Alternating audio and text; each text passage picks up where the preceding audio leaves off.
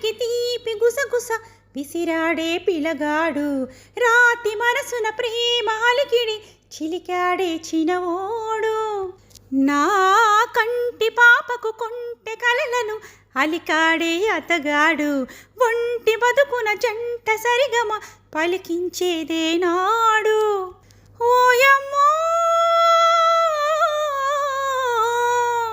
ఒళ్ళంతా మనసులే తుళ్ళింత తెలుసులే